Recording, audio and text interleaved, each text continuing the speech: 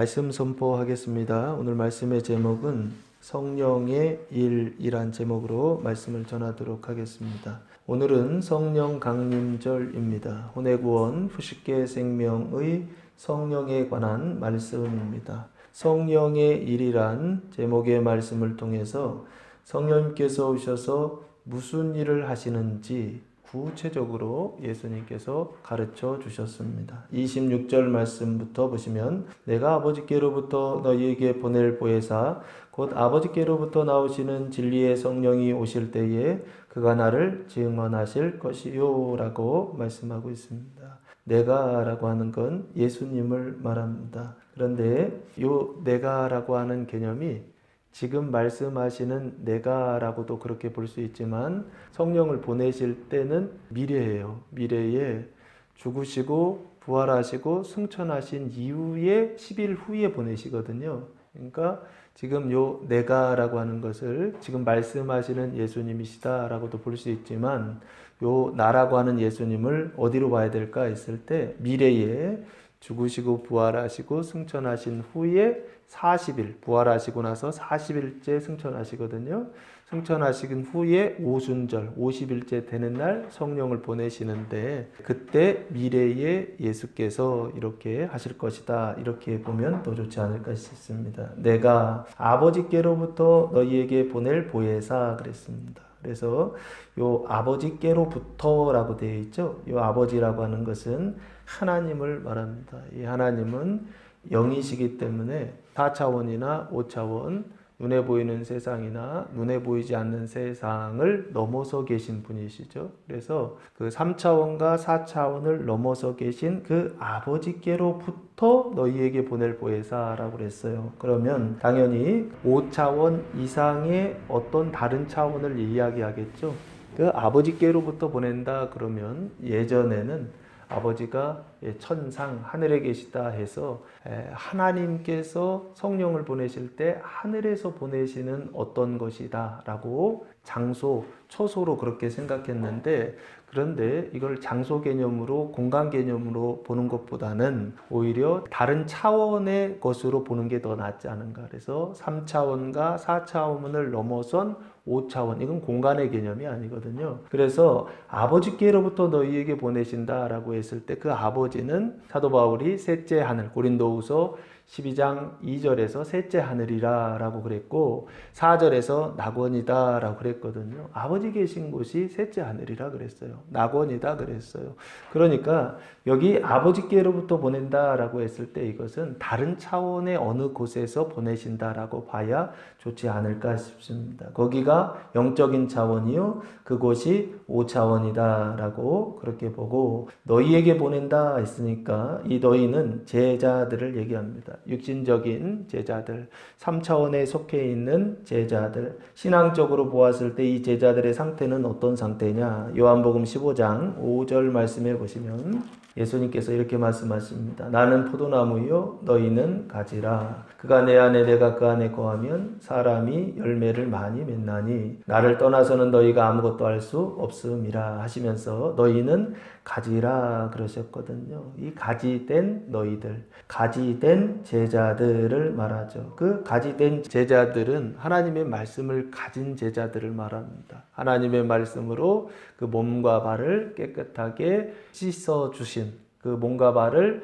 씻긴 제자들 그렇게 보시면 좋고 그래서 하나님의 말씀을 가진 자들이기 때문에 세상에서 이 사람들을 어떻게 대우하느냐 18절 말씀 보시면 세상이 너희를 미워하면 너희보다 먼저 나를 미워한 줄을 알라 라고 말씀하시면서 미움에 대해서 말씀하시죠. 그리고서 19절 너희가 세상에 속하였으면 세상이 자기의 것을 사랑할 것이나 너희는 세상에 속한 자가 아니요 도리어 내가 너희를 세상에서 택하였기 때문에 세상이 너희를 미워하느니라 라고 말씀하시면서 주님 안에 속했을 때 말씀 안에 속했을 때 그때 세상이 가지된 제자들을 어떻게 하느냐라고 했을 때 미워한다라고 아주 명확하게 얘기했죠. 그런데 어떤 특별한 이유, 원인 어떤 조건 이런 것 다 필요 없어요. 그냥 그 자체로 미워하는 것입니다. 주님께 속했다라고 하는 이유로 미워하는 거예요. 주님의 말씀을 가지고 있다라고 하는 이유로 미워하는 거예요. 주님의 말씀을 증언한다라고 하는 이유로 그냥 미워하는 거예요.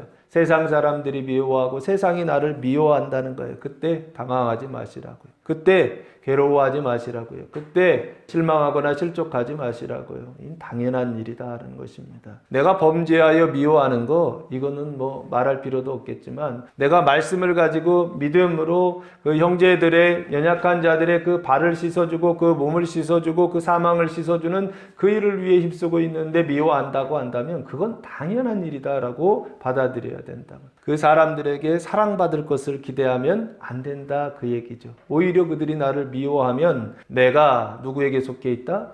주님께 속한 것일 수 있겠구나라고 하는 것. 범죄했을 때는 아닙니다. 범죄했을 때는 주님께 속했다라고 생각하시면 안 돼요. 당연히 마귀에게 속했다고 해야 되는데 하나님의 말씀으로 씻어주는 일을 하고 있었다. 믿음의 일, 하나님의 일을 하고 있었다라고 할 때에는 그때 내가 주님께 속했구나라고 그렇게 생각할 수 있다는 것입니다. 그래서 여기 너희는 제자들을 말하고 이 너희는 그 참포도나무에 가지된 너희들을 말하고 그 가지들은 항상 세상에서 미움을 받는다라고 하는 것입니다. 그래서 너희에게 보낼 보혜사라고 하셨는데 이 보혜사라고 하는 말은 파라클레토스라고 하는 단어를 사용했는데 뜻은 중보자, 위로자, 변호한다라고 해서 변호자라고 하는 뜻을 가지고 있습니다. 대신 기도해 준다라고 하는 거예요. 그리고 위로해 주시고 변호해 주시는 그런 분이 있다는 것입니다. 곧 아버지께로부터 나오시는 진리의 성령이 오실 때에 아버지께로부터 나오시는 진리의 성령 그게 바로 보혜사죠. 그 보혜사가 누구냐?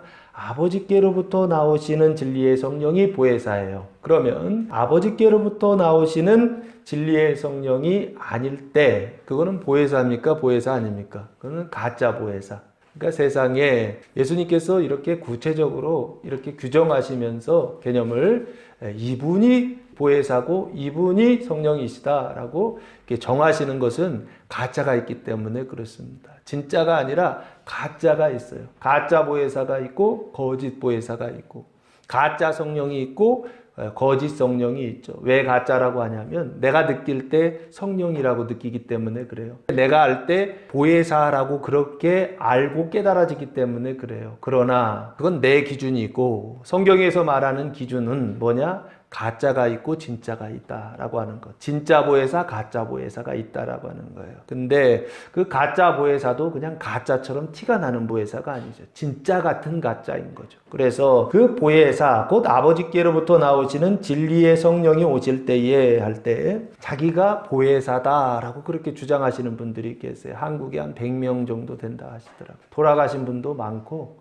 이단의 역사, 한국의 이단의 역사는 개신교가 들어온 이후부터 계속 있었었거든요. 근데 그 이단의 역사들 가운데 보면 한 100년 이상 지금 됐어요. 그 100년이 넘는 그 세월 동안 많은 보혜사들이 있었어요. 그리고 많은 성령들이 있었어요. 자기가 진리의 성령이다, 자기가 보혜사다, 심지어는 자기가 재림 예수다라고 그렇게 주장하시는 분들도 계셨어요. 그래서 예수님이 성경을 통해서 딱 못을 박아 놓으신 거예요. 진짜가 있고 가짜가 있다라고 하는 걸 알려주시려고. 이거를 알려주실 필요가 없다라고 한다면, 가짜가 없다고 한다면, 거짓 성령이 없다고 한다면 이 얘기 할 필요가 없어요. 이 말씀을 예수님께서 구체적으로 여기 말씀하시고 또 사도 요한은 요한복음에 이것을 아주 분명하게 기록하고 있는 이유는 뭐냐? 그 당시에도 가짜가 있었다는 거죠. 그 당시에도 이단이 있었다는 거예요. 그 당시에도 가짜 보혜사, 가짜 성령이 있었다는 것이죠. 거기에 속으면 안 된다라고 하는 것을 아주 분명하게 가르쳐주기 위하여 지금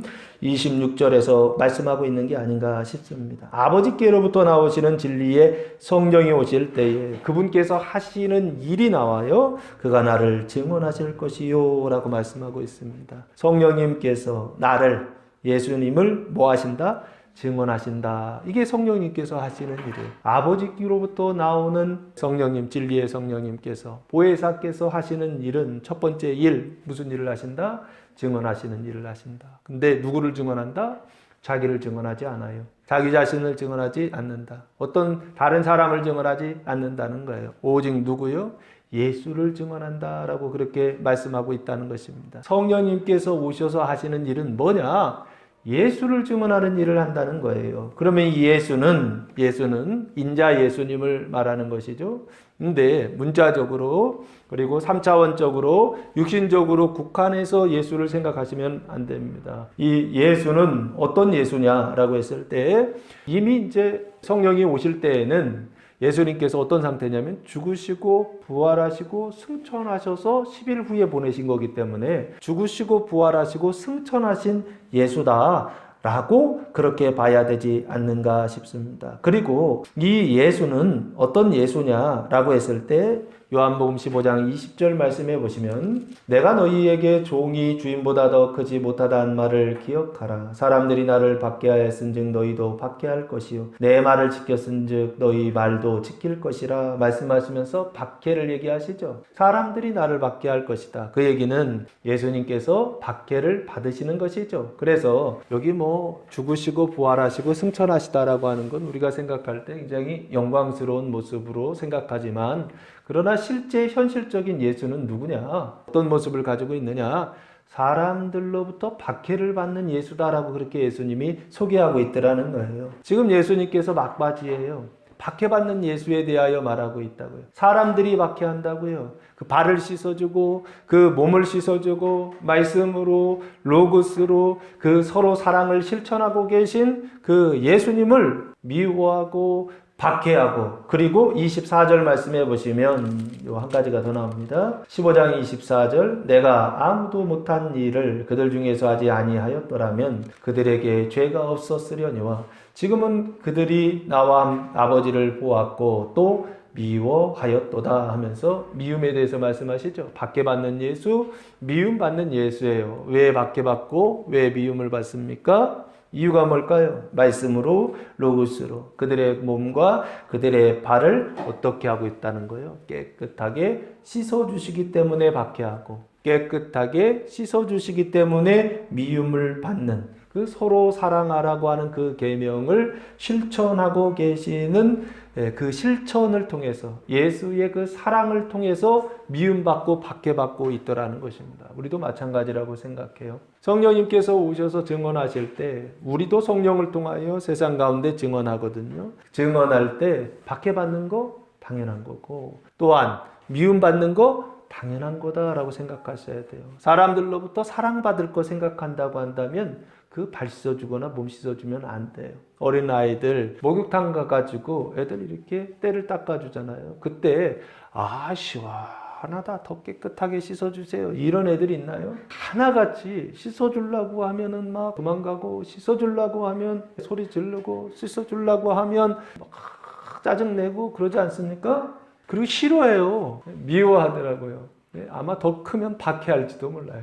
여기 예수는 누구냐라고 했을 때 현실적으로 문맥 앞뒤 문맥에서 예수님이 말씀하셨던 그 예수의 모습은 이거예요. 말씀으로 로고스로 그 몸과 발을 사람들의 몸과 발을 막 씻어줬더니 사망을 씻어줬더니 사람들에게 온 게 뭐냐면 결과가 박해와 미움이었다라고 하는 걸 얘기한다고요. 그러면 성령님께서 증언하실 때 예수를 증언한다고 했을 때 그 예수를 우리는 그냥 예수 천당 불신지옥 하듯이 그냥 예수만 이렇게 전달한다, 증언한다 이 얘기를 하는 게 아니에요. 성령 받은 사람들이 예수를 증언한다라고 하는 건 성령 받은 사람들이 그 말씀으로서 서로 사랑을 막 실천했더니 무슨 일 당하더라? 박해당하더라 이 얘기를 하는 거예요. 미움받더라 이 얘기를 하는 거예요. 그래서 성령님께서 뭐 하시는 거예요? 확증해 주시는 것이죠. 뭘 확증해 주는 것입니까? 성령 받았다라고 하는 증거를 확증해 주시는 거죠. 성령이 하시는 일이다라고 하는 증거를 확증해 주는 거라고요. 그가 나를 증언하실 것이다라고 하는 것은 결국에 누구한테 증언하는 것입니까? 미움받는 자들에게 증언하는 거예요. 그 미움받는 박해받는 제자들 가지들에게 증언하는 것입니다. 어떻게 해요? 말씀으로 로고스로 사람들의 그 몸과 발을 그 사망을 씻어주는 그 사랑을 실천하고 있을 때 이런 일 당할 것이다. 이게 예수였고 지금 너희가 하고 있는 일이 바로 예수의 일이요 하나님의 일이다 라고 하는 것을 증언하고 확증하는 일, 그게 성령님께서 하시는 일이다 라고 말씀하고 있는 게 아닌가 싶습니다. 우리는 그냥 예수를 증언할 것이다 해서 가서 예수님을 믿으세요. 이거 중요한 겁니다. 그러나 그 예수의 내용이 있어야 된다고요. 그 내용이 무엇입니까? 예수의 내용, 하나님의 말씀을 전했더니 사람들의 뭐가 씻어지더라? 죄와 사망이 씻어지더라. 몸과 발이 씻겨지더라. 그러나 그 몸과 발이 씻겨질 때 사람들이 좋아하더라, 나빠하더라, 미워하더라, 나빠하더라, 싫어하더라, 짜증내더라. 그것 때문에 심지어는 어떻게 하더라? 손해를 끼치더라, 박해하더라. 이게 성령이 증언하시는 일이다라는 거예요. 그때 절망하지 말라는 거예요. 낙심하지 말라는 거예요. 오히려 나쁘다고 생각하지 말고 성령님께서 어떻게 하신다? 내 안에서 일하시고 계시다라고 하는 확증으로 받으셔서 또 담대하게 가셔서, 담대하게 간다고 해서 너무 세게 가면 안 돼요. 살살 가시면서 연약하니까 계속 씻겨주는, 말씀으로 씻어주는 그 일들을 어떻게 해야 된다는 거예요? 더 열심히, 그리고 더 지속적으로 끝까지 씻어줄 때까지, 구원받을 때까지 해야 된다라고 하는 걸 26절에서 예수님께서 제자들에게 그런 의도로 말씀하시는 것이 아닌가 싶습니다. 그래서 27절 말씀해 보시면 너희도 처음부터 나와 함께 있었으므로 증언하느니라 라고 말씀하고 있어요. 너희는 제자들이고 가지이고 미움받고 환난받는 가지들을 말하는 것입니다. 말씀으로 믿음이 연약한 형제들의 그 발을 씻어주는 사랑하는 자 너희도 처음부터 나와 함께 있었으므로 어떻게 한다? 증언한다 라고 그렇게 말씀하고 있어요. 그러면 사도들이 증언하는 것은 당연히 뭐이겠어요? 나의 증언한다는 것은 사도들이 증언하는 거니까 나의 증인이 될 것이다. 이게 같은 말이에요. 증언하는 거니까 증인이 될 것이다. 그러면 이들이 증언하는 건 뭐냐고요? 이들이 증거하는 건 뭐냐고요? 당연히 세상 속에서 미움을 받고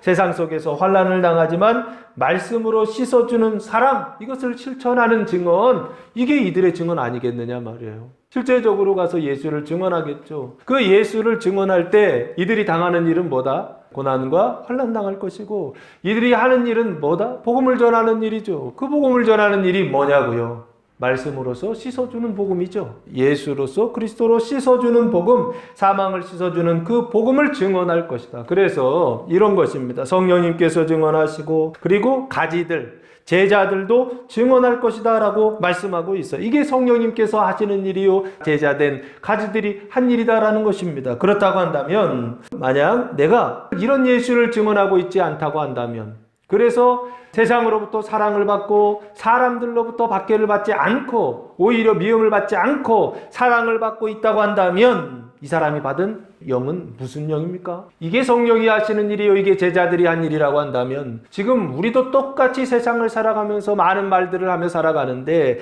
그때 내가 받은 영이 뭐냐고요? 내가 예수를 증언하고 있지 않다고 한다면, 내가 사람들로부터 미움을 받고 있지 않다고 한다면, 내가 형제들의 그 발을 씻어주는 그 일을 하고 있지 않아서 그래서 어떤 환난도 없다고 한다면, 오히려 사랑받고 있다고 한다면 그 사람이 받은 영은 뭐냐고요? 성령입니까? 이게 반대로 돼 있죠. 성령을 받으면 사랑받는 줄 안다고요.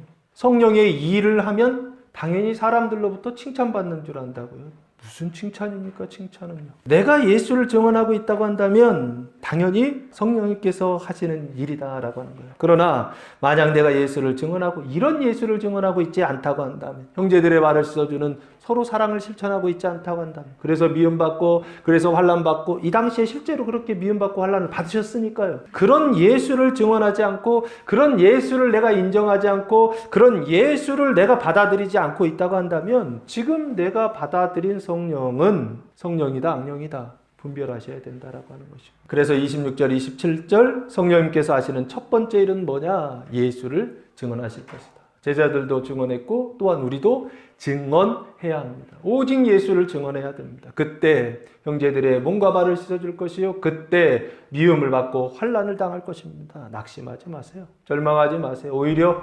기뻐하세요. 즐거워하세요. 하나님께서 하시는 그 일을 감사하고 찬양하세요. 깨끗하게 씻어주셔서 여러분을 씻고 가정을 씻고 남편을 씻고 자녀들을 씻고 부모를 씻고 형제 자매를 다 씻어내서, 그래서 여러분의 가정이 낙원이 되고 천국이 되고 하나님 나라로 세워주실 줄로 믿습니다. 성령이 하시는 일들이 가정에 나타나야 됩니다. 가정에 나타나야 됩니다. 가지들이 하는 그 일들이 가정에 나타나야 됩니다. 우리들도 똑같이 이 일, 성령님께서 하시는 일을 해야 합니다. 그때 그 가정이 생명의 공동체가 되는 것입니다. 16절 4절부터 보시면 두 번째 성령님께서 하시는 일이 나옵니다. 오직 너희에게 이 말을 한 것은 너희로 그때를 당하면 내가 너희에게 말한 이것을 기억나게 하려 함이요. 처음부터 이 말을 하지 아니한 것은 내가 너희와 함께 있었음이라 라고 말씀하고 있습니다. 오직 너희에게 이 말을 한 것은 할 때 이 말이라고 하는 단어가 나오는데 제가 이게 조금 헷갈렸어요. 처음에. 왜 그러냐면 당연히 이 말이라고 하는 게 성령님께서 오셔서 하는 일이기 때문에 성령의 임재를 얘기할 줄 알았어요. 처음에는. 그리고 그래서 그때를 당하면 하면 당연히 사도행전 2장 1절에서 4절에 성령 강림을 얘기할 줄 알았어요. 처음에는 그렇게 써놨어요. 근데 본문을 앞뒤로 계속 보다 보니까 그 얘기가 아니에요. 여기서 이 말이라고 하는 것은 16장 2절 말씀 보시면 이렇게 말씀하세요. 사람들이 너희를 출교할 뿐 아니라 때가 이르면 물은 너희를 죽이는 자가 생각하기를 이것이 하나님을 섬기는 일이라 하리라 하면서 두 가지를 얘기하죠. 출교와 순교를 얘기하고 있죠.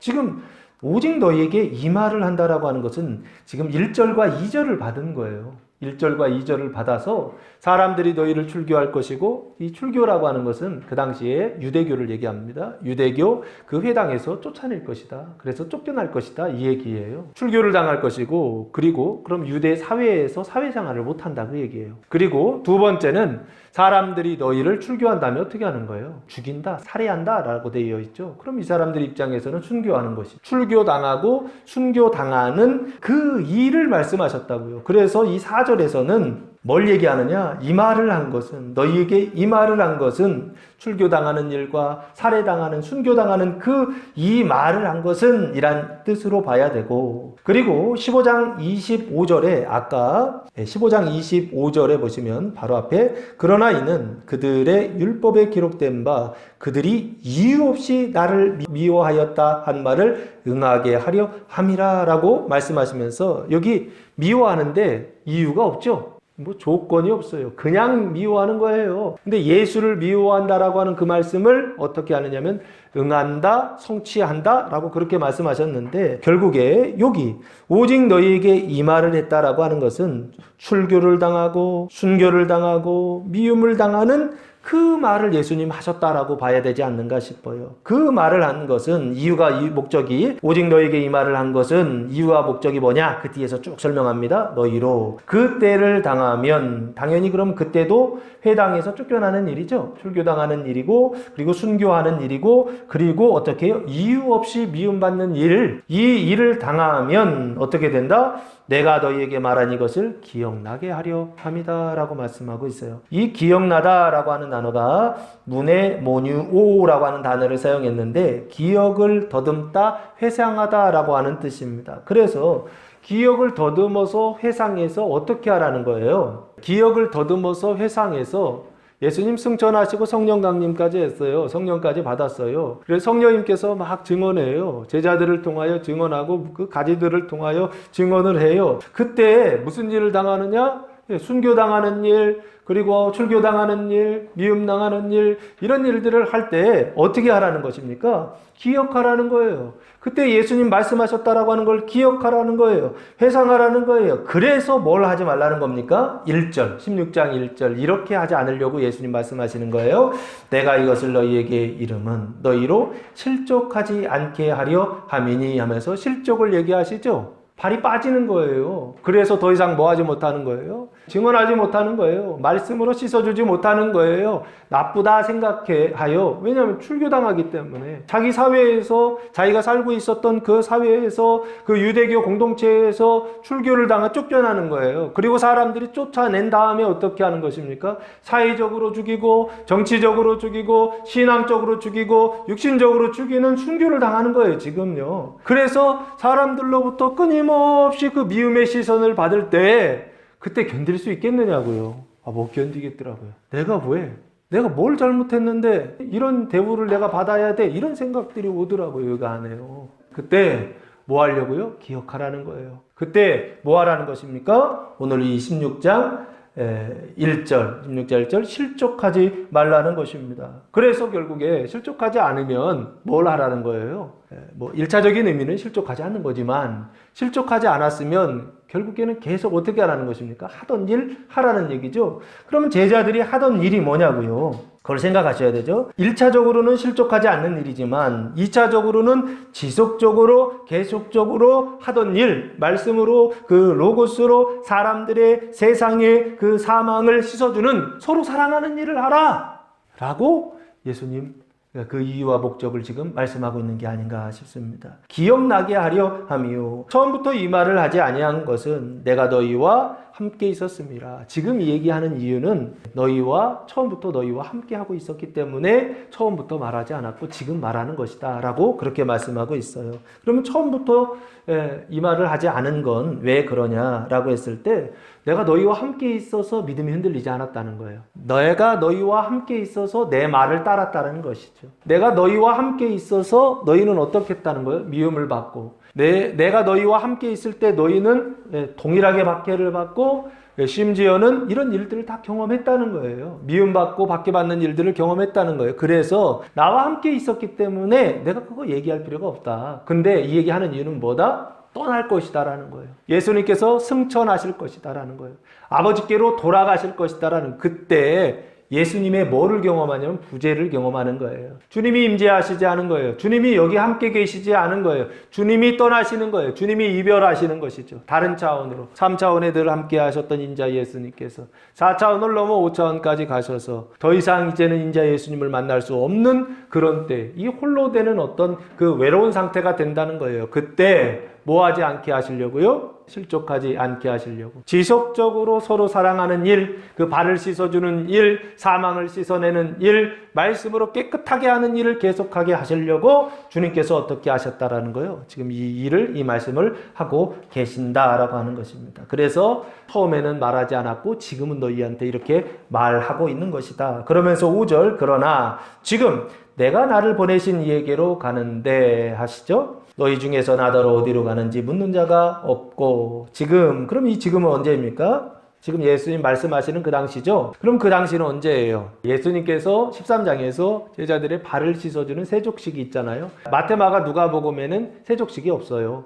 무슨 일이 있습니까? 성만찬 예식이 있죠. 그래서 그 성만찬 예식이 언제 일어납니까? 유월절을 준비하는 그날이 일어나잖아요. 목요일이란 말이에요. 그러니까 목요일 날 마태, 마가, 누가복음에는 성만찬 예식을 하고 요한복음에는 성만찬 예식이 있다 없다? 없어요. 요한복음에는 세족식만이 있어요. 세족식. 이해되시죠?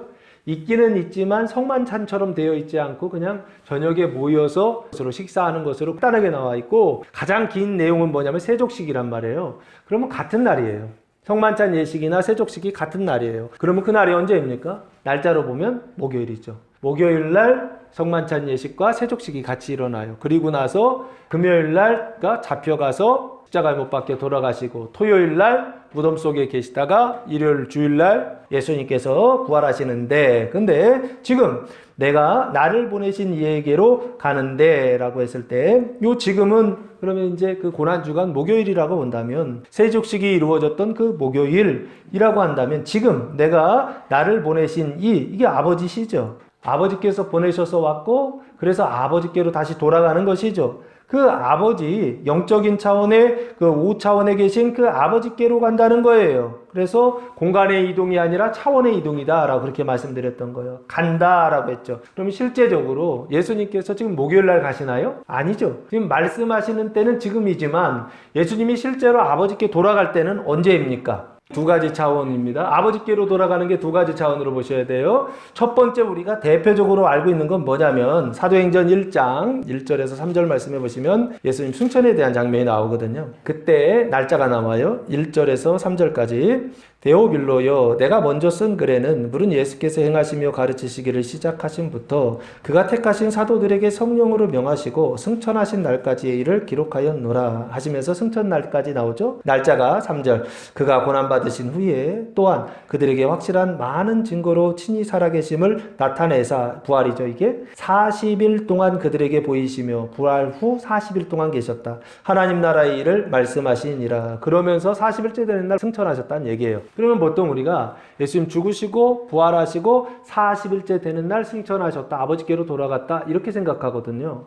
이게 일반적인 아버지께로 돌아간 날짜예요. 그때예요. 그런데 이 말씀 외에 다른 말씀이 하나 더 있어요. 뭐냐면 요한복음 20장 17절 말씀해 보시면 부활하신 주님께서 막달라 마리아에게 그 새벽에 이렇게 나타나셨을 때 이렇게 말씀하세요. 예수께서 이르시되 나를 붙들지 말라. 내가 아직 아버지께로 올라가지 아니하였노라. 너는 내 형제들에게 가서 이르되 내가 내 아버지 곧 너희 아버지 내 하나님 곧 너희 하나님께로 올라간다 하라 하시니 라고 말씀하시면서 아버지께로 올라간다라고 말씀하시죠. 그리고서 나중에는 이제 만져보게 하세요. 부활하신 주님을. 그러면 지금 여기 예수님 올라가신다고 그랬죠. 그리고서 오후에 엠마오로 내려가던 제자들 만나고 저녁 때 그 문 걸어 잠그고서 그 마가의 다락방에서 두려워하던 제자들 만나시거든요. 그리고 한 주 후에 의심하던 도마를 만나셔서 만져보라 그렇게 얘기하시거든요. 그러면 지금 예수님께서 지금 이 부활하신 이 새벽에 막달라 마리아에게 보이시고 만지지 말라 하시면서 보이시고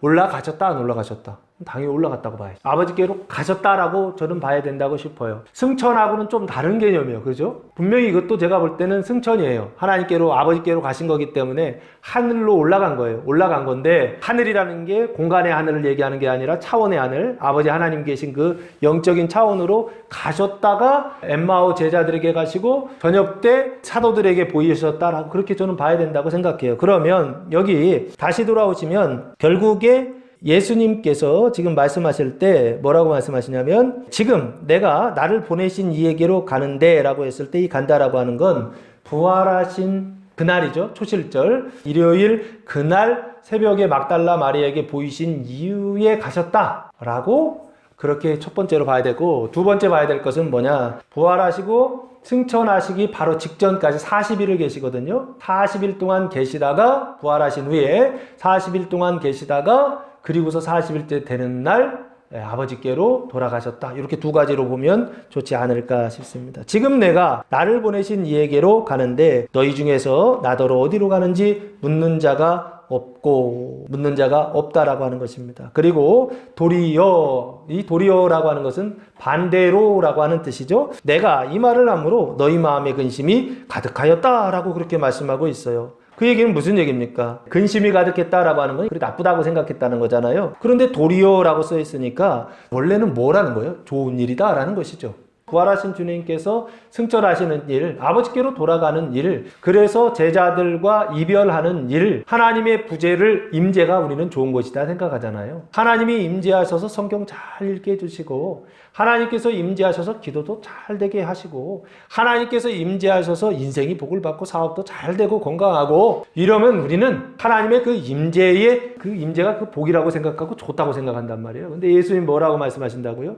아니다라는 거예요. 부재가 좋을 때가 있다는 거예요. 영원한 부재를 얘기하는 건 아닙니다. 10일 동안의 부재에 하나님 없음, 예수님 없음, 예수님이 임재해 계시지 않은 예수님이 떠나신 것처럼 하나님이 떠나신 것처럼 느껴지는 그 혼자의 상태, 이 상태가 도리어 뭐라는 거예요? 나쁜 일 아니다라는 거예요. 좋은 일이다라고 지금 말씀하고 있다고요. 그러나 너희는 어떻게 하는데? 좋은 일인데 내가 이 말을 함으로 너희 마음에 근심이 가득했다는 거예요. 이 말이 뭐라는 거예요? 이 말이 성령께서 하시는 일이요, 증언하시는 일이요, 제자들이 증언한 일이요. 이 말이 말씀을 통해 깨끗하게 씻어주다 보면 환난을 당하고 순교를 당하고 그리고 출교를 당하고 미움을 당하고 이유도 없이 이런 일들을 이 말을 했을 때 아버지께로 가서 이별을 하고 그래서 부재를 경험해야 되고 출교를 당하고 유대인의 땅에서 쫓겨나는 순교 당하는 어떤 이 말을 함으로 너희 마음에 근심이 가득했다는 거예요. 나쁘다라고 생각했다는 것입니다. 마음이라고 하는 단어가 칼디아라고 하는 단어입니다. 그리고 근심이라고 하는 단어가 리페라고 하는 단어인데 뜻이 좀 여러 가지가 있어요. 슬픔, 한숨, 근심, 그리고 서러움이라고 하는 뜻입니다. 그러니까 근심이 있었다라고 하는 것은 이 안에 마음속에 슬픔이 있었다는 것입니다. 근데 이 슬픔은 어떤 슬픔일까요? 떠나보내는 슬픔, 이별의 슬픔이죠. 그 이별의 슬픔, 부재의 슬픔, 그리고 고난당하는 그 환난과 미움의 슬픔이 있었다라고 하는 거예요. 왜요? 나쁘다고 생각했기 때문에 그렇습니다. 그러나 예수님은 그거 나쁜 것이다 나쁘지 않은 것이다. 나쁘지 않다라고 얘기하시는 거예요. 오히려 도리어 좋은 것이다 라고 말씀하고 있다고요. 증언하다가 고난당하고, 증언하다가 환난을 당하고, 증언하다가 출교를 당하고, 증언하다가 순교를 당하고, 증언하다가 미움을 당한다고 한다면 그거 성령님께서 하시는 일이요, 그 일이 나쁜 일이 아니라 오히려 좋은 일이다 라고 예수님 말씀하시는 거예요. 그러면서 7절 말씀해 보시면 그걸 뭐라고 얘기하냐면, 그러나 내가 너희에게 실상을 말하노니 내가 떠나가는 것이 너희에게 유익이라. 유익이라고 말씀하세요. 내가 떠나가지 아니하면 보혜사가 너희에게로 오시지 아니할 것이요, 가면 내가 그를 너희에게로 보내리니 라고 말씀하십니다. 실상은 뭐냐? 겉으로 볼 땐 나쁜 일이지만 우리 마음에서는 나쁘다고 생각하지만 진짜는 뭐냐? 실상은 뭐냐? 이 실상이라고 하는 단어가 알레데이아라고 하는 단어를 사용했습니다. 보통 우리가 진리라고, 참되다라고 사용할 때 쓰는 단어인데, 진짜는 뭐냐? 내가 떠나간 것이 너희에게 유익이라는 거예요. 예수님께서 승천하시고 제자들과 이별하시고, 그래서 아버지께로 돌아가고, 그래서 예수의 없음, 그 부재를 경험하는 것이 너희에게는 유익이고 좋은 것이다 라고 그렇게 말씀하시더라는 거예요. 사랑하는 성도 여러분, 신앙생활하는 동안 하나님이 나를 도와주시지 않는 것 같고, 현실 속에서 사람들로부터 미움을 당하고 환난을 당하고 박해를 당하고, 그래서 그것 때문에 회당에서 쫓겨나고 순교를 당하고 어떤 이런 일들을 겪을 때 이게 나한테 나쁘다라고 생각하지 말라는 거예요. 이게 여러분들에게 유익이요, 여러분들에게 좋은 것이다. 이유가 뭐냐? 그 뒤에 나오는 이 내용 때문에 그래요. 내가 떠나가지 아니하면 보혜사가 너희에게 오시지 않는다는 거예요. 이런 게 없다고 한다면, 이런 게 없는데 성령이 왔어. 그러면 그 성령은 성령이다, 가짜다. 가짜 성령이라는 거예요. 그 가짜 성령을 뭐라 그럽니까? 앞에다가 악자를 붙이죠. 그래, 악령인 거예요, 악령이요. 성령인지 악령인지도 모르고 받아들인다고요. 하나님인지 마귀인지도 모르고 사람들이, 성도들이 받아들인다고요. 왜 그렇습니까? 말씀이 없어서 그래요. 말씀이 없으면 깨끗해질 수가 없고, 깨끗해지지 않으면 깨끗한 영이 안 온다고요. 어떤 영이 온다? 더러운 영이 온다고요. 그래서 내가 떠나가지 아니하면 보혜사가 너희에게로 온다, 오시지 않는다라고 분명히 말씀하신다고요. 인자의 부재를 경험해야 된다고요. 하나님의 도와주시지 않음을 경험해야 된다고요. 그러나 가면, 승천하시면 내가 그를 너희에게로 보내리니, 그를 성령님이죠. 성령님을 너희에게 보내시면 성령이 오시는 것이죠. 성령이 오시면 이 제자들은 뭐가 되는 거예요? 성령을 받는 것이죠. 그 성령을 받아서 이 사람은 어떤 상태가 되는 것입니까? 자기의 모든 것들을 깨끗하게 씻고 점과 흠과 티가 없는 그런 상태가 되고, 그게 이제 밖으로 막 흘러서 누구를 씻어내는 거예요? 열매들. 제자들이 가지가 되었으니까 열매된 믿음이 연약한 형제들의 그 죄와 사망을 씻어주는 그 일을 어떻게 한다는 거예요? 수행하고 깨끗하게 실제적으로 그 일들을, 그 사명을 감당할 수 있게 된다라고 하는 것입니다. 그래서 8절 말씀 보시면, 그래서 성령이 오시면 그 성령님께서 두 번째 일을, 이런 일들을 하십니다. 그가 와서 죄에 대하여, 의에 대하여, 심판에 대하여 세상을 책망하시리라. 책망하시는 일을 한다는 거예요. 첫 번째 성령이 하시는 일은 예수 증언하는 일. 이게 예수다라고 하는 걸 증언하는 일. 이게 하나님이다. 이게 하나님의 일이다 라는 것이죠. 미움받는 일, 박해받는 일, 이 일이 하나님의 일이고 이게 하나님이다, 이게 예수다라는 얘기예요. 근데 여기 두 번째 성령님께서 하시는 일은 뭐냐라고 했을 때 책망하시는 일을 한다는 거예요. 세 가지를 책망하시죠. 죄에 대하여 책망하시고, 의에 대하여 책망하시고, 심판에 대하여 세상을 책망하신다라고 그렇게 말씀하고 있어요. 요 세상이라고 하는 단어가 톤 코스몬이라고 되어 있어요. 대격으로 되어 있더라고요. 톤 코스몬 이렇게 되어 있던데, 이 세상을 이라고 하는 것이 여기서는 그냥 세상이라고 그냥 번역해 놨는데, 구절에 보시면 죄에 대하여라면 그들이 나를 믿지 아니하면서 그들, 사람들로 받았어요, 세상을. 그래서 세상을 뭐라고 봐야 되느냐? 세상 사람들, 세상의 그들이라고 봐야 돼요. 그러니까 세상 사람들이 가장 그냥 일반적인 거죠. 세상이라고 표현하면 왠지 조금 추상적인데, 세상 사람들 하면 아주 분명해지거든요. 그래서 여기 세상 사람들을 책망하신다는 거예요. 그 세상 사람들을 책망하신다 라고 했을 때 이 책망이라고 하는 단어가 엘렌코라고 하는 단어를 사용했는데, 뜻은 논박하다, 꾸짖다, 그리고 죄를 깨닫게 하다라고 하는 뜻을 가지고 있어요. 그러니까 책망하신다라고 하는 것은 논박하고 꾸짖어서 결국에는 뭐 하는 거예요? 깨닫게 하는 것이죠. 죄를 깨닫게 하시고 의를 깨닫게 하시고 마지막 심판을 깨닫게 하신다라고 하는 것입니다. 그러면 세상을 책망하실 것이다. 이게 성령님께서 하시는 일이에요. 세상을 책망하는 일을 성령님께서 하시는 일이에요. 깨닫게 하시고 바로 잡아주신다는 거 하는 거예요. 그래서 공동번역에서는 이 책망하시리를 이렇게 번역했어요. 세상의 그릇된 생각을 꾸짖어서 바로 잡아주실 것이다 라고 그렇게 번역기를 해놨어요. 그러니까 결국에 성령님께서 책망하신다는 건 뭐예요? 사람들이 가지고 있는 기준이 잘못되어 있다는 거예요. 사람들이 가지고 있었던 생각이 잘못되어 있다는 거예요. 그 잘못된 세상, 잘못된 기준, 잘못된 생각을 가지고 이 세상을 살아가다 보니까 잘못된 의로움이죠. 잘못된 올바름이죠. 잘못된 선함이죠. 잘못된 아름다움을 가지고 살아간다고요. 그러면 그 사람이 볼 때는 의로움이고 그 사람이 볼 때는 선함이고 그 사람이 볼 때는 자기가 잘하고 있거든요. 그런데 성령님께서 오셔서 어떻게 하신다고요? 그 잘못된 기준 자체를 바꿔버리신다는 거예요. 그 운동장이 기울어져 있는데 그 기울어진 운동장을 어떻게 한다는 거예요? 평평하게 수평으로 맞춰주신다는 거예요. 기준을 정확하게 질서를 성령님께서 오셔서 세워주신다는 거예요. 바로 잡아주신다는 거예요. 그러면서 세 가지 성령님께서 책망하시는데 첫 번째는 뭐냐면 9절 죄에 대하여라 함은 그들이 나를 믿지 아니함이요 라고 되어 있어요. 이게 개역 개정성경은 이게 무슨 뜻인가 싶어요. 그냥 봐서는 못 알아들어요. 죄에 대하여라 함은 그들이 나를 믿지 아니함이요. 이 죄라고 하는 것은 하마르티아라고 하는 명사를 사용했습니다. 동사로 보면 관역을 맞추지 못하다. 죄가 뭐냐 이렇게 묻는 사람들이 많아요. 근데 죄가 뭔지를 몰라요. 우리가 보통 이제 범죄하는 것들을 죄다. 이것도 맞죠? 그런데 성경에서 말하는 죄는 더 근본적이에요. 더 아주 근원적이에요. 성경에서 말하는 죄는 뭐냐? 관역을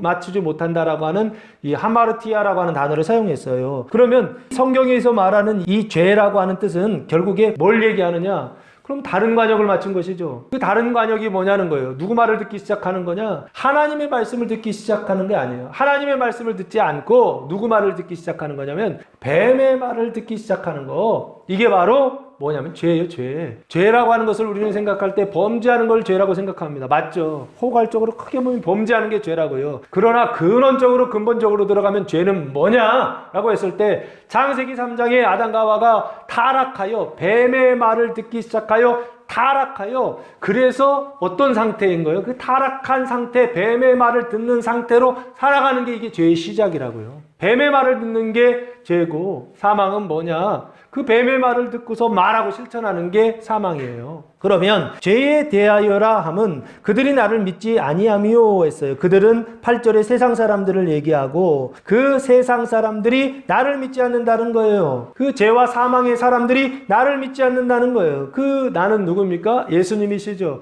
그 예수님은 무슨 일을 하고 계셨어요? 말씀으로 씻어주는 일을 하셨죠. 서로 사랑하는 일을 실천하고 계셨죠. 그 예수를 믿지 않는다는 거예요. 그러면 믿는다라고 하는 것은 무엇입니까? 요 피스튜오라고 하는 단어를 사용했는데 우리가 예수를 믿는다 그래요.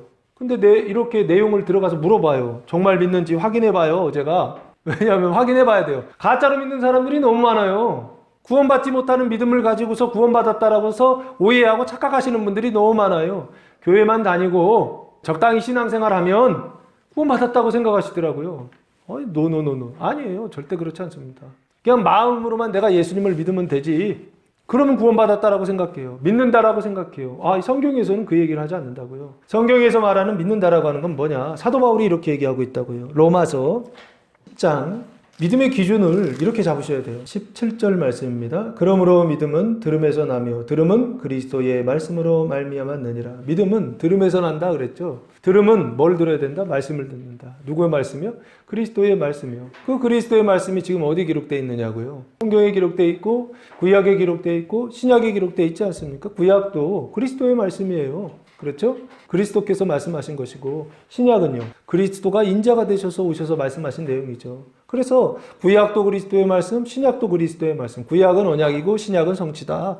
보통 그렇게 말씀드리지 않습니까? 그럼 결국에 말씀을 듣지를 않아요. 말씀을 보지 않아요. 그러면 첫째, 믿음이 있다 없다? 없는 거예요. 예수 안 믿는 거예요. 두 번째, 말씀도 읽어. 그리고 말씀도 읽고 말씀도 들어. 그런데 잘못 읽으면 또 꽝이에요. 성경을 읽고 성경을 보고 하는 일들을 해야 됩니다. 그래야 믿음이 생겨요. 그런데 잘 봐야 돼요. 잘못 보면 어떻게 됩니까? 하나님의 말씀은 검이기 때문에 이 하나님의 말씀을 통해서 자기를 찔러야 된다고요. 그래서 자기를 부인하고 자기 십자가를 지고 자기 죽음을 경험해야 된다고요. 말씀을 통해서. 말씀을 읽고 말씀을 듣는 건 자기를 부인하기 위해서 읽는 거예요. 그런데 이걸 모르면 꽝이죠. 어떻게 된다고요? 반대로 이 말씀을 통해서 자기를 강화한다니까요. 자기를 높이고 자기를 강화하고 자기를 더 세게 한다고요. 그러면 성경이 있는 게 반대라고요. 사단이 강화된다고요. 마귀의 생각이 강화된다고요. 믿음의 사람들은 세상이 감당하지 못한다고 그랬는데 이런 사람들은 교회가 감당을 할 수가 없어요. 듣지를 않아요. 듣지를요. 왜 그렇습니까? 자기가 강화돼서 그래요. 하나님의 말씀이 내 안에 들어왔을 때 그 칼을 가지고 나를 찔러서 자기를 부인하고 자기를 죽여야 된다고요. 철저하게 그 일을 하셔야 된다고요. 그런데 그렇게 하지 않고 잘못 읽으면 반대가 되더라는 것입니다. 반대가. 오히려 자기를 강화하고 마귀가 뱀이 더 활성화되는 것이죠. 그래서 요 죄에 대하여라 함은 그들이 나를 믿지 아니하미요 라고 하는 것을 조금 더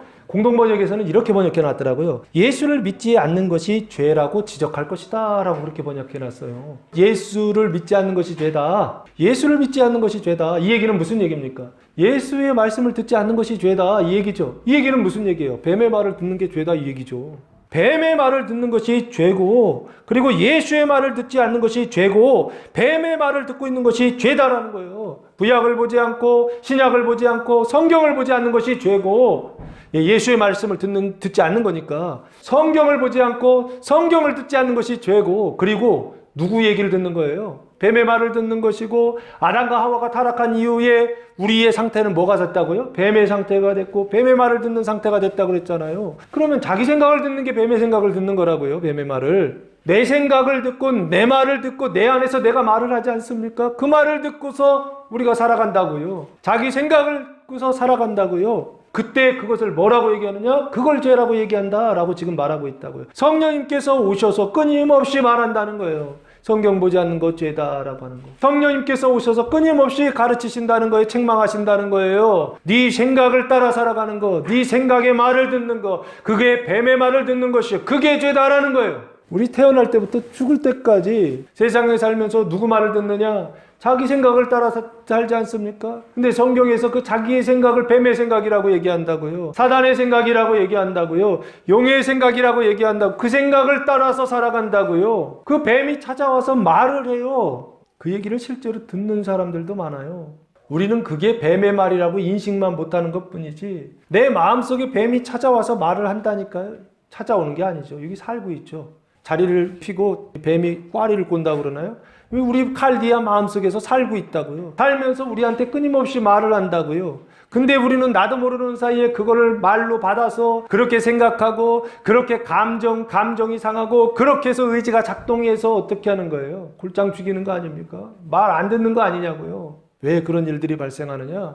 뱀의 말을 듣기 때문에 그런 거예요. 평생 그거 하는 사람들, 뱀의 말을 듣는 사람들, 그 말을 뭐로 씻느냐? 주님의 말씀으로 씻는 거예요. 성경의 말씀으로 씻는 거예요. 이걸 서로 사랑이라고 말씀하셨다고요. 이게 주님의 계명이라고 말씀하셨다고요. 씻어주는 일을 해야 된다고요. 사람의 생각을 씻어주는 일을 해야 된다고요. 뱀의 생각을 씻어주는 일을 해야 된다고요. 얼마나 힘들겠어요. 씻어줄 때 고분고분 깨끗하게 씻을까요? 절대 안 씻습니다. 어떻게 해요? 미워하고 싫어하고 짜증내고 얼마나 힘들게 하겠어요. 실족하게 한다고요. 그래도 주님 어떻게 하라고요? 이게 성령이 하시는 일이다. 이게 예수께서 하셨던 일이다. 이게 제자들이 했던 일이다. 이게 오늘 성령 강림절에 성령 받은 너희가 해야 될 일이다 라고 하는 걸 지금 가르쳐주고 있다는 것입니다. 성령님께서 우리 안에 들어오셔서 예수 말 듣지 않는 게 죄다라고 끊임없이 말씀하시고 그러니까 마음이 불편한 거예요. 성경 읽지 않으면. 하나님의 말씀을 듣지 않으면 마음이 괴로운 거예요. 옛날에는 안 그랬거든요. 성경 안 읽어도 아무렇지도 않았거든요. 근데 지금은 어떻습니까? 안 읽으면 이상한 거예요. 성경을 안 읽으면 마음이 불편한 거예요. 그게 죄다 성령이 말씀하시는 거라고요. 그래서 첫 번째는 죄에 대하여 책망하시고 두 번째는 10절 의에 대하여라 함은 내가 아버지께로 가니 너희가 다시 나를 보지 못함이요 라고 말씀하셨죠. 이 얘기도 무슨 얘기인지 잘 못 알아듣겠어요. 의에 대하여라 함은 이 의라고 하는 단어가 디카이오시네라고 하는 단어를 사용했는데 정의, 칭의, 올바름 뭐 이런 뜻을 가지고 있습니다. 뭐가 옳은 것이냐 이런 것이죠. 옳을 이자니까요. 옳은 것이냐라고 했을 때 이게 옳은 것이다라는 거예요. 내가 아버지께로 가니 아버지께로 가는 게 옳은 것이죠. 그래서 너희가 다시 나를 보지 못하는 것 이게 의다. 이게 하나님의 의다. 이게 하나님의 공평이다. 이게 하나님의 옳은 것이다 라고 지금 말해주는 것입니다. 그래서 이걸 공동번역에서는 이렇게 번역해놨어요. 예수가 아버지께로 가고 너희가 나를 보지 못하게 된다는 것이 하나님의 의라고 성령님께서 가르치실 것이다 라고 그렇게 번역을 해놨더라고요. 이게 무슨 얘기입니까? 예수가 떠나지 않는 거, 예수가 떠나지 않고 예수가 어떻게 되는 거예요? 우리 눈앞에 계셔서 그 예수를 보는 거, 우리 그걸 의라고 생각하지 않습니까? 우리가 올바르다고 생각하는 거는 뭐냐면 예수가 떠나지 않는 거예요. 예수님이 늘 우리와 함께하는 거, 이게 올바름이라고 생각한다고요. 근데 성령님께서 오셔서 하는 일이 뭐냐면 예수가 떠나는 것이 하나님의 의라고 책망하신다는 거예요. 왜 책망합니까? 왜 깨닫게 하세요? 우리가 반대로 생각하기 때문에 깨닫게 하시고 책망하시는 거 아니에요. 그러면 뭐예요? 떠나가는 것이 의인데 하나님의 의인데 우리는 안 떠나가는 것이 하나님의 의라고 생각한다는 얘기예요. 그러니까 성령님께서 오셔서 아니야, 예수가 안 떠나는 게 의가 아니라 예수가 떠나는 게 의야 라고 하시면서 책망하신다는 거예요. 그리고 두 번째, 너희가 다시 나를 보지 못함이요 하면서 다시 보지 못하는 게 하나님의 의다라고 책망하신다는 거예요. 그럼 우리는 어떻게 생각한다는 거예요? 예수를 보는 거, 인자 예수를 보는 거, 그래서 지금 옆에 주님께서 함께 하시는 거, 이거를 우리는 뭐라고 생각하냐면 하나님의 의이고 하나님의 올바름이다라고 그렇게 생각한다는 것입니다. 그러나 성령님께서 오셔서 그 생각을 책망하신다는 거예요. 그 뱀의 생각을 책망하신다는 거예요. 하나님의 생각, 하나님의 공의는 뭐냐라고 했을 때 떠나는 것이요, 그리고 다시 보지 못하는 것이다 라는 것입니다. 너무 야속한가요? 영원한 이별을 고하는 것, 이것이 바로 뭐냐면 성령님께서 하시는 일이다 라고 하는 것입니다. 그리고 나서 세 번째, 심판에 대하여라 함은이라고 되어 있죠. 11절, 이 세상 임금이 심판을 받았음이라 라고 말씀하고 있어요. 요 심판이라고 하는 것도 심판에 대하여 책망하신다라고 하는 것입니다. 심판에 대한 생각이 우리 안에 있어요. 그런데 그 심판에 대한 하나님의 기준이 뭐냐라고 했을 때 이 세상 임금이 심판을 받았음이라라고 그렇게 말씀하고 있어요. 이 세상 임금 할 때 임금이라고 하는 단어가 아르콘이라고 하는 단어를 사용했는데 뜻은 첫째, 왕, 통치자라고 하는 뜻입니다. 이 세상 임금이 누구일까요? 이 세상 임금이 심판을 받는 거, 이게 하나님의 기준의 그 심판이다라고 하는 것입니다. 그래서 이 세상 임금이 뭐냐고요? 이 세상 임금이요. 이걸 아셔야 그 뜻을 알 수가 있습니다. 공동번역에서는 이 11절을 이렇게 번역했어요. 이 세상 임금이 심판을 받았다는 사실로서 정말 심판을 받을 자가 누구인지를 보여주실 것이다 라고 그렇게 말씀하고 있어요. 그러면 결국에 이 세상 임금이 누군 줄 알아야 된다고요.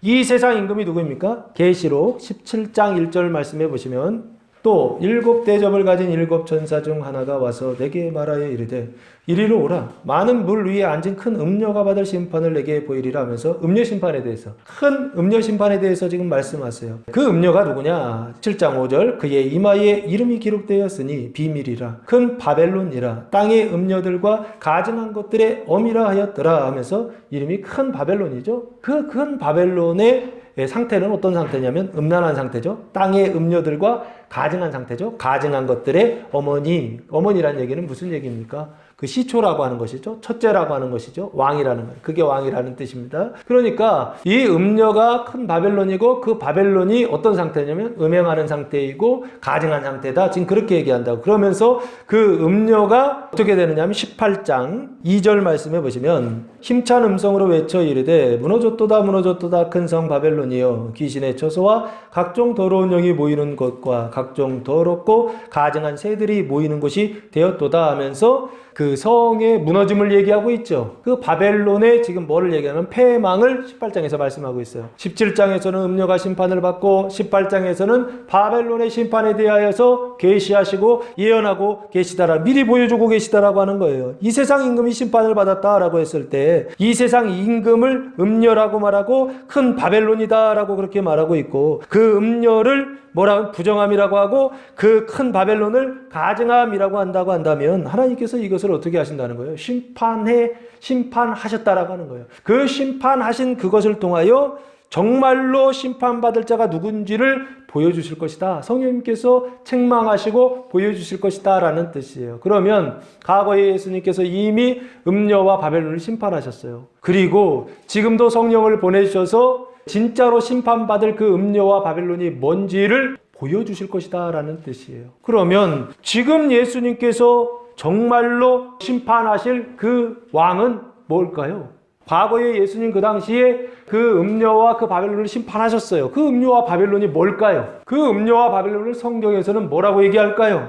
고린도전서 15장 26절 말씀해 보시면 예수님께서 이렇게 말씀하세요. 맨 나중에 멸망받을 원수는 사망이니라 라고 말씀하고 있어요. 그러니까 지금 심판을 받고 멸망하는데 멸망이라는 게 두 가지 의미가 있다고 그랬죠. 육신의 죽음과 그리고 영혼의 죽음. 그 영혼의 죽음을 뭐라고 그랬습니까? 둘째 사망, 불못이다 그렇게 말씀드리지 않았어요? 여기요. 맨 나중에 멸망받을 원수는 뭐다? 사망이다 라고 그렇게 말씀하고 있어요. 우리 사망은 사람이 죽는 어떤 상태다 라고 그렇게 생각하잖아요. 그런데 성경에서는 사망을 존재처럼 생각한다고요. 4차원적인 어떤 존재, 심지어는 천사와 마귀와 같은 어떤 존재로 그렇게 생각하더라는 거예요. 맨 나중에 멸망을 받은 원수는 뭐다? 사망이라고 얘기하고 있다고요. 이게 음료 아니냐고요. 이게 바벨론 아니냐고요.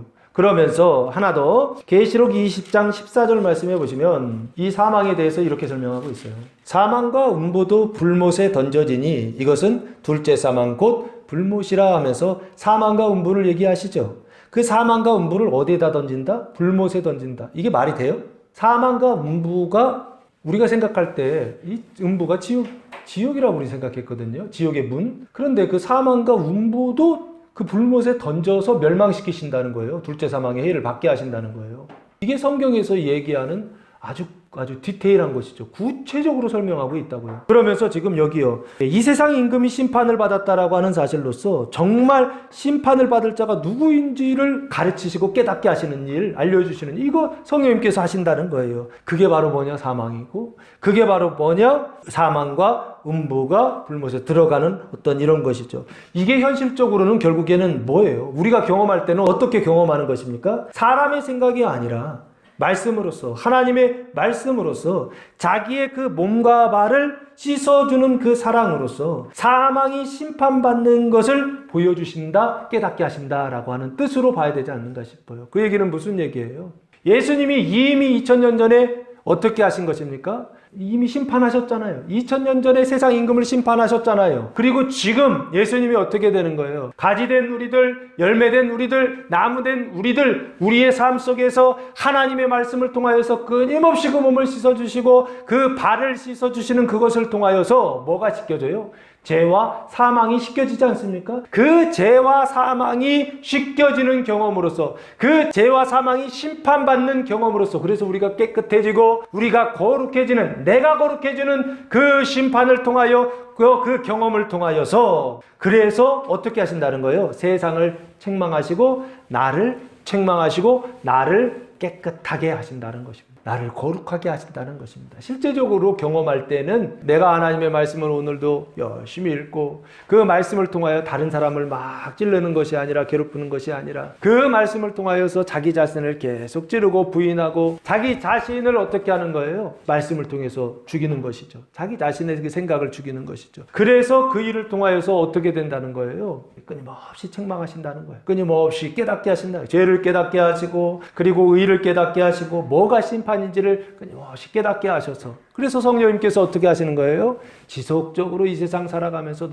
너희 자신이 깨끗하게 되고 거룩하게 되는 그 일을 경험하고 그 일을 체험하면서 형제들의 그 발과 그 몸을 깨끗하게 씻어주는 일을 지속적으로 사랑하라 라고 하는 거 이걸 깨닫게 하시려고 성령님께서 일하시는 것이 아닌가 싶습니다. 그래서 12절 말씀부터 보면 이제 세 번째 성령님께서 하시는 일이 나옵니다. 내가 아직도 너희에게 이를 것이 많으나 지금은 너희가 감당하지 못하리라 말씀하세요. 아직도 이를 게 많대요. 이른다 라고 하는 단어가 랄레오 라고 하는 단어를 사용했는데 하실 말씀이 아직도 많이 있다는 거예요. 그러면 이런 것이죠. 내가 아직도 너희에게 이를 것이 많다는 얘기는 못한 얘기가 있다는 얘기죠. 지금 여기에서 못한 얘기가 있다는 얘기예요. 그렇죠? 그럼 여기는 언제입니까? 성령 강림 이전입니까? 이후입니까? 여기 예수님께서 말씀하시는 내가 아직도 너희에게 이를 것이 많다 할 때 그 일은 성령 강림 이전이에요? 이후예요? 이를 것이다라고 하는 거는 지금까지 하신 말씀이 있는 것이죠.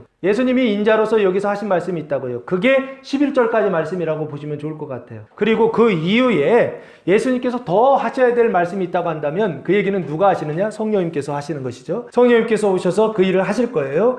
왜 그러냐면 지금은 너희가 감당하지 못하리라. 감당하지 못하기 때문에 그렇다는 거예요. 그 감당하지 못한다라고 하는 그 내용이 뭘까요? 성령이 오셔야만 할 수 있는 것이죠. 그게 뭘까요? 예수님 계실 때는 안 되는 거예요. 제자들이. 아직 감당하지 못하는 상태. 그럼 예수님 계실 때 감당하는 상태가 뭐고 예수님 이후에 성령이 오셔야만 감당할 수 있는 그 일은 뭘까요? 이것을 몸의 구원, 완전과 영생에 관한 말씀이다라고 봐야 되지 않을까 싶어요. 형제들의 발을 씻어주는 사랑. 앞에까지는 내 것 씻는 거라고 한다면 성령님께서 오셔서 내 것 씻는다고 한다면 이후에는 감당해야 될 일은 뭐냐면 내 것 씻은 다음에는 형제들의 몸을 씻어주고 소마, 그 몸을 씻어주는 그 일들을 말하는 것이 아닌가. 형제들의 발을 씻어주는 사랑을 말하는 것이 아닌가 싶습니다. 그래서 13절 말씀해 보시면 그러나 진리의 성령이 오시면 그가 너희를 모든 진리 가운데로 인도하시리니 이겁니다. 모든 진리 가운데로 인도하시는 일. 이게 세 번째 성령님께서 하시는 일이에요. 성령님께서 하시는 일은 진리 가운데로 인도하시는 거죠. 그런데 그냥 진리가 아니에요. 예수님 계실 때 하지 못했던 말들이 있었죠. 그 모든 진리 가운데로 인도해 주신다라고 하는 거예요. 그럼 그 모든 진리가 뭘까? 칭의, 중생, 거룩함까지 예수님께서 요한복음, 마태, 마가, 누가, 요한복음까지 해서 칭의, 중생, 거룩함까지 일을 하셨다고 한다면 사도행전을 통해서 시작하셔야 될 일이 있다고요. 그 일은 뭘까요? 완전과 영화의 일이다 라고 봐야 되지 않을까 싶습니다.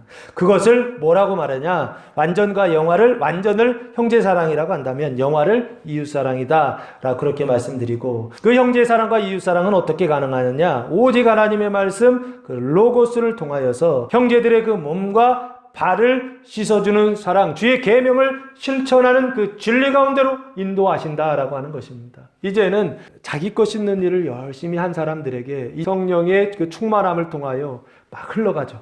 이제 성전된 사람들, 예루살렘 된 사람들, 생수의 강이 막 흘러가는 사람들, 이 사람들을 통해서 어떻게 해요? 형제들의 발을 씻고, 그리고 이웃의 그 몸을 씻어주는 그 일들을 어떻게 하신다는 거예요? 하게 하시려고 성령님께서 모든 진리 가운데로 인도하신다는 것입니다. 그가 스스로 말하지 않고, 성령님께서 그냥 혼자 말하는 게 아니죠. 자의적으로 말하지 않고 오직 들은 것을 말하며, 누구한테요? 아버지께 듣고 아들에게 들은 그것을 말하며 장래의 일을 너희에게 알리시리라 그러셨어요. 그러면 오직 들은 것, 아버지께서 하신 말씀, 예수님께서 하신 말씀은 뭡니까? 주의 계명이죠. 그 주의 계명은 무엇입니까? 요한복음 15장 12절 말씀 한번 보시면 주의 계명이 나오죠. 내 계명은 곧 내가 너희를 사랑한 것 같이 너희도 서로 사랑하라 하는 이것이니라 하면서 여기 주의 계명이 서로 사랑이다 라고 그렇게 말씀하고 있죠. 그 서로 사랑이 뭐였어요? 깨끗하게 씻어주는 사랑이다. 말씀으로 깨끗하게 씻어주는 사랑이다 라고 그렇게 말씀드렸죠. 그래서 여기 들은 것은 결국에 서로 사랑하는 것이요,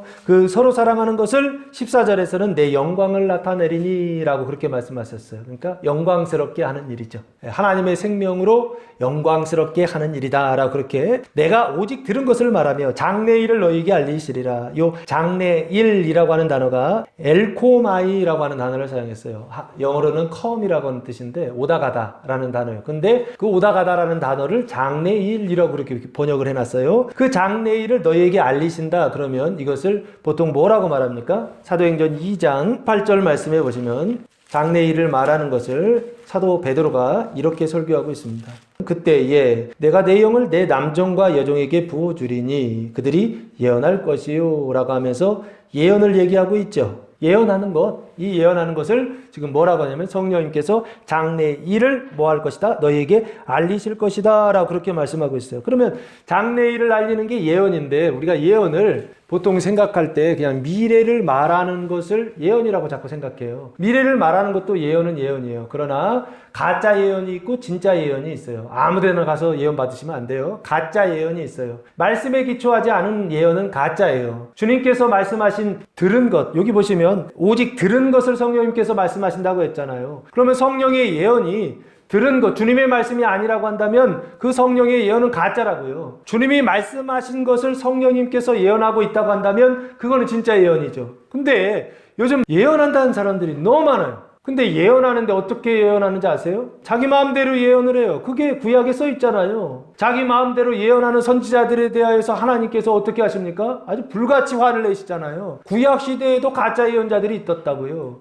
지금은요, 당연히 있죠. 아무 데나 가서 예언 받으면 안 돼요. 근데 예언을 받더라도 참된 예언은 소중하게 여기셔야 돼요. 여기 말씀하시는 건 참된 예언이 뭔지를 지금 말씀하고 있어요. 성령님께서 하시는 게 예언이고, 근데 그게 성령인지 악령인지 잘 몰라요. 그러면 어디에 기초해 있어야 된다? 하나님의 말씀, 들은 것에 기초해 있어야 된다고요. 하나님의 말씀은 어디에 기록되어 있다? 성경, 구약과 신약에 기록되어 있다고요. 그러면 그 구약과 신약을 말하는 게 뭐예요? 예언이에요. 예언은 말씀을 말하는 것이고, 성경을 말하는 것이고, 주님의 말씀, 아버지의 말씀, 그 계명을 말하는 게 예언이에요. 그런데 그 예언을 하지 않고 다른 예언을 한다고요. 무슨 예언이요? 전보듯이 예언을 해요. 미래를 그냥 맞춰주는 거예요. 이렇게 하면 잘 될 거라고요. 가짜죠. 마귀가 하는 짓이다 라고 하는 것입니다. 그래서 이 예언은 하나님의 말씀을 말하는 것이요. 그 하나님의 말씀이, 그 계명이 씻어주는 사랑이라고 한다고 한다면 이 예언은 당연히 무슨 예언이 되어야 되느냐면 그 사망을 씻어주는 예언이 되어야 된다. 그 몸과 그 발을, 형제들의 발을 씻어주는 예언이 되어야 한다라는 거예요. 그걸 넘어서는 그 순간 그거는 진짜 예언이다, 가짜 예언이다. 진짜 예언 아니다, 가짜 예언이다 라고 그렇게 보셔야 됩니다. 그래서 14절 말씀해 보시면 그가 내 영광을 나타내리니, 그 내 영광이 무엇입니까? 예수의 영광이죠. 그 예수의 영광이 뭐냐고요? 영화로울 영자의 빛광자거든요. 그 영화로운 빛이에요. 그 영화로운 빛이 뭐냐고요? 나를 위한 빛이 아니죠. 누구를 위한 빛이에요? 다른 사람이 보라고요. 누구를 통해서? 가지들을 통하여, 나무된 제자들을 통하여 보라는 거예요. 그 생명을 보라는 거예요. 그래서 어떻게 하라는 것입니까? 그 생명을 나누어주는 그 영광을 나타내리니 내 것을 가지고 너희에게 알리시겠습니다. 주님의 것을 가지고 알려야 된다고요. 근데 주님의 것을 가지지 않고 뱀의 것을 가지고, 사람의 것을 가지고 알리는 사람들이 있다고요. 이거는 다 가짜요, 가짜 예언이다 라는 것입니다. 성령 아니요, 악령이다 라고 하는 것입니다. 악령을 가지고 성령이다, 하나님이다 착각하는 사람들이 너무나 많이 있습니다. 악령을 따르면, 뱀의 말을 따르면 반드시 어디에 간다? 사망에 이르게 된다라고 하는 것입니다. 죽음에 이르게 된다는 것입니다. 끊어내셔야 됩니다. 회개하셔야 됩니다. 사람의 생각을 따르더라는 거, 말씀을 읽지 않아요. 말씀을 듣지 않아요. 하루에 1시간도 안 들어요. 2시간도. 그리고서 성령이래요. 무조건 가짜입니다. 하나님의 말씀에 기초가 되지 않고 하나님의 말씀으로 자기를 깨끗하지 않고 그리고서 성령이라고 한다면 그걸 어떻게 믿냐고요? 그건 당연한 거 아닌가요? 그런데도 믿어요. 성령이래요. 거짓말이라니까요. 나한테 말을 걸어와요. 그러면 무조건 악령이고 귀신입니다. 그 말 듣지 마세요. 절대 들으면 안 됩니다. 15절 말씀해 보시면 무릇 아버지께 있는 것은 다 내 것이라, 예수의 것이다. 아버지께 있는 것이 다 예수의 것이다. 그러므로 내가 말하기를 그가 내 것을 가지고 너희에게 알리시리라. 성령님께서 예수의 것을 가지고 아버지의 것을 가지고 너희에게 알리시리라 하였노라. 철저하게 성령은 어디에 기속되느냐? 예수에게 기속되고, 예수는 어디에 기속되느냐? 아버지께 기속되는 거예요. 아버지로부터 나오고 예수로부터 나오지 않은 성령이라고 한다면 그 성령님께서 알려주신 것은 성령이 아니라 악령이 알려주는 것이다 라고 하는 것 기억하시고, 오늘 성령님께서 하시는 일 3가지, 예수를 증언하시고 그리고 세상을 책망하시고 그리고 모든 진리 가운데로 인도하셔서 그래서 형제들을 구원하는 일을 성령님께서 하실 때 많은 고난과 환난이 있을 것입니다. 미움과 박해와 그리고 회당에서 쫓겨나는, 출교당하는 일과, 요즘 쫓겨난다면 교회에서 쫓겨나겠죠. 교회에서 쫓겨나는, 출교당하는 일과 심지어는 순교하는 일까지도 경험하게 될 것입니다. 그러나 그때 놀라지 마세요. 그때 실족하거나 절망하지 마세요. 이것이 성령님께서 하시는 일이요. 이 일을 통하여서 내가 구원을 받고 또한 믿음이 연약한 형제들이 나를 통하여 구원을 받을 것이다. 이게 하나님 하시는 일이요, 이게 성령이 하시는 일이다 라고 하는 확신을 가지시고 오늘도 미움받고 있다고 한다면 더 힘써 지속적으로 그 발을 씻어주는, 사망을 씻어주는 그 일에 힘써 일하시는 성도들 되시기를 예수 그리스도의 이름으로 축원합니다. 기도하겠습니다. 사랑과 은혜가 풍성하신 아버지 하나님, 감사와 찬송과 영광을 올려드립니다.